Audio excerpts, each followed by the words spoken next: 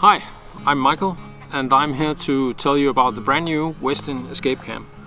It comes in a sturdy travel box, and in here you have everything you need to start fishing neatly laid out. You have the camera itself, there's a wire stabilizing fin, there's a dive lip for keeping the camera underwater, there's an opening tool, and there's two on-the-go card readers. One is USB-C and one is Lightning. And then you have a small box with accessories, a spare O-ring, and then you have the tubes that I used for setting up the camera. And in here you have a USB-C to USB-C cable that's used for charging or data transfer. Here it is. The camera itself weighs 40 grams. Down at the bottom you have the attachment for the line, lens in the front, and then on the back there's an end cap.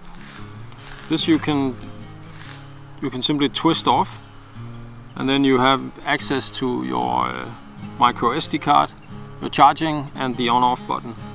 The camera is operated by the end cap. That means once you've put it on, the camera is now waterproof down to 200 meters and it's off. And if you look at the lines on the camera and the lines on the back of the end cap, then once you turn it so that they are aligned, the camera starts recording. This means you can actually turn the camera on and off while it's still waterproof. So even underwater it's possible to start and stop the recording. The camera has a 2.5 hours battery life. It shoots in 1080p, where you can choose from either 30 or 60 frames. The charging time is roughly 4 hours, and if you use a card like I do, which is 64 gigabyte, you can fit roughly 10 hours of recording on it. To do the basic mounting of the camera, first you take the plastic tube in the end where it has a small rim, and you put that into this bead, and then you can feel it click, and then this part is assembled. Then you take your camera and slide the plastic tube through the tube guides. Make sure that the flat part of the tube bead sits correctly on the camera, like so.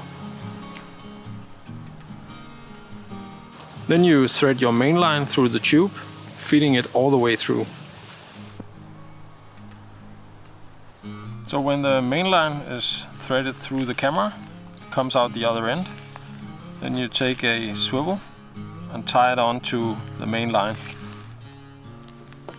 So you can now pull the swivel into the collar, and there it is. You then have a quick change swivel. The quick change swivel here in the front can be covered by an anti-tangle tube.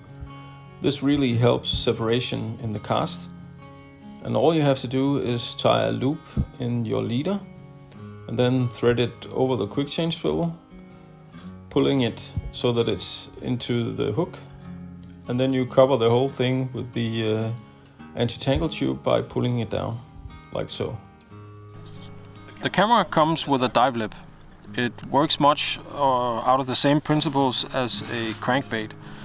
The front of this makes the camera dive, and on top here you have two small slits that fits over the main line.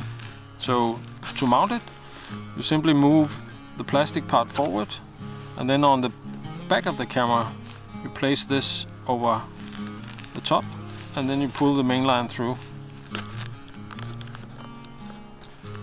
locking it in place.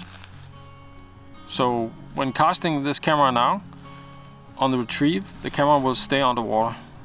The dive lip and the setup of the camera as it is now is suited for smaller lures, so like coastal lures and lures that has not that much movement, or lures that are not that aggressive. The camera also comes with a Y-fin.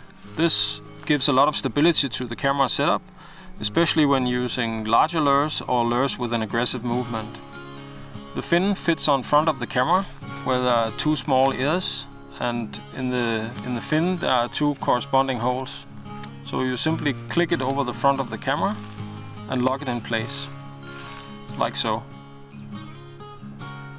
Having both the dive lip and the Y-fin gives you different options to set up the camera. Set up as it is now, it will drag down the camera and keep it stable. But sometimes you don't want the camera to go that deep, so you can fish it on its own, only with the Y-fin. So if you have really high weeds, for instance, you can fish it slowly with the lively bait and have the camera going just above the surface of the weeds. The camera comes with two on-the-go card readers.